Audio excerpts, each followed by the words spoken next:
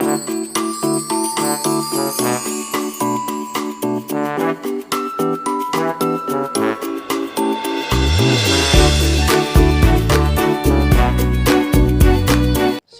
anak-anak.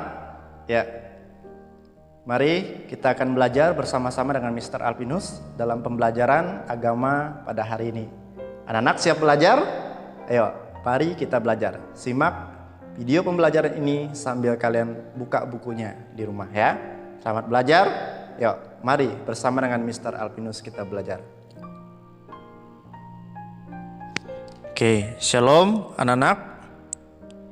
Kita kembali dalam pembelajaran agama. Silakan anak-anak buka bukunya halaman 41 di pelajaran 7. Judulnya adalah Ketidakberdayaan Manusia Terhadap Dosa. Anak-anak silakan dibuka ya, sambil dengarkan, sambil lihat video pembelajaran ini, sambil kalian juga boleh melihat daripada buku paketnya. Bacaan Alkitab dari Roma pasal 2 ayat 17 sampai 29, pasal 7 ayat 13 sampai 16, kemudian Yesaya pasal 64 ayat ke-6. Sebelumnya Mister mau mengajak kalian untuk melihat tujuan daripada pelajaran, apa yang akan kita pelajari. Tentu ada tujuan tertentu yang harus kita capai, ya. Yang pertama, siswa menerima Tuhan Yesus sebagai Tuhan dan Juru Selamat, ya, secara pribadi. Jadi anak-anak, Mister yakin kalian pasti sudah terima Yesus kan sebagai Tuhan dan Juru Selamat. Kemudian siswa dapat menghayati bahwa dirinya membutuhkan Juru Selamat untuk melepaskan dari kuasa dosa.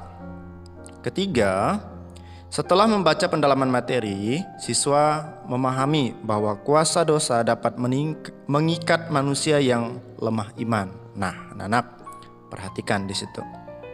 Kuasa dosa dapat mengikat manusia yang lemah iman. Selanjutnya, setelah mendengarkan penjelasan materi dari guru, ya, melalui video pembelajaran ini, siswa dapat memahami hakikat manusia dalam dosa. Hakikat kita dalam dosa itu seperti apa? Nanti kan kita pelajari. Selanjutnya, setelah membaca dari Roma pasal 6 ayat 23, nanti akan dibacakan, siswa memahami bahwa karunia Allah ialah hidup yang kekal. Setelah belajar bersama dari materi yang disampaikan, siswa dapat menuliskan dosa-dosa yang biasa dilakukan setiap hari. Itu sudah nanti akan dikerjakan, ya, menjadi suatu proyek untuk kalian kerjakan, ya. Nah, anak-anak, coba kalian perhatikan, ada cerita di situ di halaman 41. Mary, murid kelas 6 SD, selalu dinasehati oleh ibunya, dan ibunya berkata, "Nak, di sekolah harus memperhatikan guru mengajar ya, dan tidak boleh ribut di kelas." Dan masih banyak nasihat-nasihat lain yang disampaikan oleh ibunya kepada Mary. Nah, itu nasihat yang disampaikan oleh seorang ibu untuk anaknya. Tentu nasihat adalah hal-hal yang baik dan hal-hal yang positif. Selanjutnya, seorang ibu memiliki banyak nasihat agar anak-anaknya menjadi lebih baik, berprestasi, dan berhasil. Bahkan kita juga tidak kalah untuk bisa menasehati mungkin adik kita, menasehati ya teman kita dan saudara-saudara kita yang lain. Ya, kita juga bisa menasihati mereka supaya mereka menjadi orang yang lebih baik, gitu ya. Nah, seorang ibu bisa menasihati anaknya karena dia sangat mengasihi anaknya. Kita bisa menasihati orang lain karena kita juga mengasihi orang lain. Kita peduli terhadap orang lain, gitu ya. Kita mau orang lain juga menjadi orang yang lebih baik.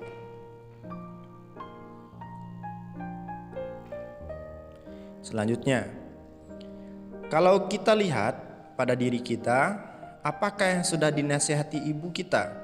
Sudahkah kita lakukan? Ayo anak-anak, ketika ibu atau bapak kita menasihati kita, apakah kita sudah melakukannya? Nah, kalau mau jujur, apakah kita sudah melakukannya? Tidak atau belum? Silakan dijawab dalam hati masing-masing ya. Di dalam Yakobus pasal 4 ayat 17, jadi jika seorang tahu bagaimana ia harus berbuat baik, tetapi ia tidak melakukannya, ia berdosa. Itu di dalam Yakobus ya. Alkitab mengatakan kalau kita tahu itu perbuatan baik, tetapi kita tidak melakukannya, kita berdosa. Contohnya ketika ada orang sedang memerlukan pertolongan kita dan kita sengaja tidak mau menolong orang tersebut, maka kita berdosa terhadap orang itu ya, berdosa terhadap Tuhan. Karena kita tahu menolong orang lain itu adalah hal yang baik, tetapi kita sendiri tidak mau melakukannya. Nah, jadi ketika banyak hal yang kita ketahui bahwa hal tersebut harus kita lakukan tetapi kita tidak lakukan, bahkan sengaja mengabaikannya, maka hal itu sudah termasuk dosa ya. Pertanyaan dari penjelasan di atas adalah mengapa bisa demikian? Mengapa bisa demikian? Mengapa kita gagal dalam melakukan yang benar? Mengapa kita bisa gagal dalam melakukan yang benar? Mengapa kita tidak bisa bertindak sebagaimana seharusnya kita bertindak? Mengapa kalau kita tahu yang baik tetapi kita tidak mau melakukannya? Mengapa kita tidak mau melakukannya? Kita sering berkata dalam hati tidak akan mengulangi kesalahan sebelumnya. Ketika kita sudah melakukan kesalahan, terus kita berjanji, aku janji besok aku tidak akan melakukan kesalahan yang sama. Nah, dan berjanji untuk lebih baik lagi, tetapi gagal lagi. Ya, kita janji kita tidak akan mengulangi kesalahan yang sama, tetapi selalu gagal. Pernahkah anak-anak merasakan hal demikian? Ayo, mari menyadari. Inilah juga keluhan Paulus, rasul yang terkenal yang banyak sekali menulis Alkitab, ya. Rasul yang sangat dipakai oleh Tuhan ketika ia berkata, sebab apa yang aku perbuat, aku tidak tahu, karena bukan apa yang aku kehendaki yang aku perbuat, tetapi apa yang aku benci, itulah yang aku perbuat. Nah, seorang rasul pun dia bergumul sekali ketika ada hal-hal mungkin kesalahan-kesalahan yang dia perbuat, tetapi hal-hal yang baik susah untuk dilakukan.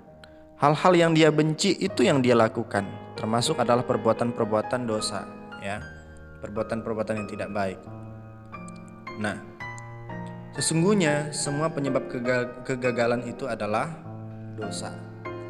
Anak-anak, sekalipun kita sudah diampuni oleh Tuhan, sifat dosa masih ada di dalam diri kita. Sekalipun kita sudah diselamatkan oleh Tuhan karena kita percaya sama Tuhan Yesus, tetapi sifat dosa itu terus ada di dalam tubuh kita. Ya, kita terus berjuang untuk kita tidak melakukan dosa. Itu perjuangan kita setiap hari. Ya, supaya kita tidak lagi melakukan dosa. Tetapi karena ada sifat dosa di dalam diri kita itu sulit untuk kita berjuang. Kita bisa berjuang kalau kita terus mendekatkan diri kepada Tuhan, ya. Hakikat manusia dalam berdosa. Sejak manusia jatuh ke dalam dosa, manusia hidup dalam kuasa dosa. Seorang yang masih berada dalam kuasa dosa tidak layak di hadapan Allah. Nah, anak-anak, seorang yang masih ada di dalam kuasa dosa tidak layak di hadapan Allah. Kita perlu minta ampun daripada Tuhan. Setiap hari kita perlu minta ampun karena mungkin ada dosa-dosa yang kita lakukan dalam setiap hari. Sebab itu kita perlu minta ampun sama Tuhan untuk boleh menyucikan kita dari setiap dosa dan pelanggaran kita. Demikianlah kami sekalian seperti seorang najis, dan segala kesalehan kami seperti kain kotor. Kami sekalian menjadi layu seperti daun, dan kami lenyap oleh kejahatan kami seperti daun dilenyapkan oleh angin. Kita itu seperti seorang najis, ya, seperti seorang kain yang kotor. Untuk ngelap yang lain pun jadi kotor. Nah, itulah kita orang berdosa. Tapi kita sudah diselamatkan oleh Tuhan. Itulah sebabnya Rasul Paulus menjerit dalam keputusasaan. Aku manusia celaka. Siapakah yang akan melepaskan aku dari tubuh maut ini? Ini pergumulan Rasul Paulus ya, anak-anak. Nah, kita lanjutkan ke bagian yang B. Anak-anak boleh perhatikan bagian B, manusia bebas dari dosa. Yang tadi hakikat, yang bagian A hakikat manusia dalam dosa, halaman 42. Kita lanjutkan ke halaman 43, manusia bebas dari dosa. Kita bersyukur kepada Allah yang mengasihi orang berdosa. Allah yang menyediakan jalan ke surga, yaitu hanya melalui Yesus Kristus. Keadaan demikian telah dialami oleh Rasul Paulus. Ia telah berubah, ia tidak lagi menjerit dalam keputusasaannya, melainkan berseru dan mengucap syukur. Syukur kepada Allah oleh karena Yesus Kristus Tuhan kita.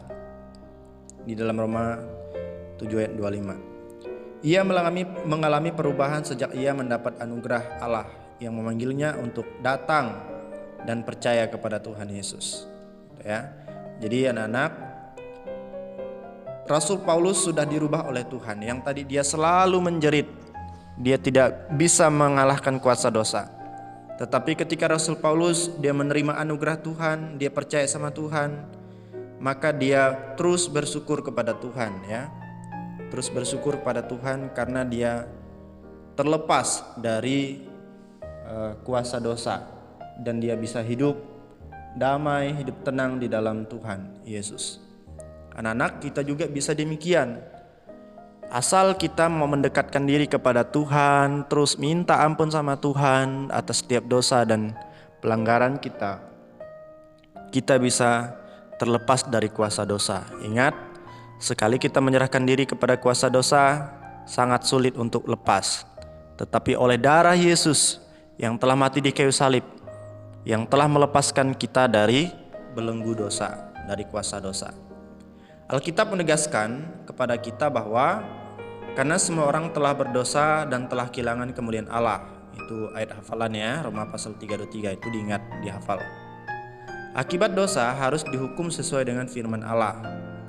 Sebab upah dosa ialah maut, tetapi karunia Allah ialah hidup yang kekal dalam Kristus Yesus Tuhan kita. Roma pasal 6:3. Hal ini seperti atau berarti Allah di dalam kasih-Nya tidak akan membiarkan manusia hidup dalam penderitaan dan mengalami maut atau kematian kekal. Allah mau datang ke dunia menyelamatkan kita, ya, dari kuasa dosa. Ya, Allah mau menyelamatkan kita dan Allah mau kita hidup kekal di surga. Berbahagialah setiap orang yang sudah percaya dan menerima Yesus sebagai Tuhan dan Juru Selamatnya. Dia pasti hidup bebas dari kuasa dosa dan memiliki pengharapan, yaitu hidup kekal di surga. Jadi kita yang percaya sama Tuhan, kita hidup kekal di surga kelak, ya. Kita hidup kekal di surga kelak bersama dengan Tuhan Yesus.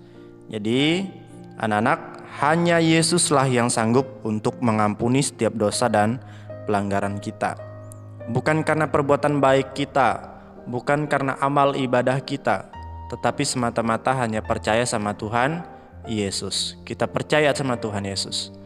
Cuman dalam hal kita percaya, selagi kita belum diangkat ke surga, selagi kita belum dipanggil Tuhan, ya, kecuali kalau kita sudah meninggal. Nah, ada tugas yang Tuhan mau untuk kita lakukan, yaitu kita menjadi saksi Tuhan, menjadi murid Kristus yang berguna bagi dunia, menjadi saksi Tuhan Yesus di dalam dunia ini, membawa orang-orang, ya, kepada Tuhan, ya, ajak teman untuk datang beribadah. Misalnya Sabtu ceria, Minggu ceria, gitu ya, ibadah hari Minggu. Mari kita terus menjadi saksi Tuhan, ya, anak-anak. Nah, sekarang kalian boleh lanjutkan pengerjaan tugas halaman 45. Jika ada hal yang 45, 46, 47, jika ada hal yang tidak bisa dipahami atau kurang dipahami, silakan chat Mister, ya, tanya Mister, ya. Mister akan jelaskan tugas-tugas yang mungkin yang akan kalian susah dalam memahaminya. Oke, sekian dulu dari Mister pembelajaran hari ini. Tuhan Yesus memberkati. Selamat mengerjakan tugas.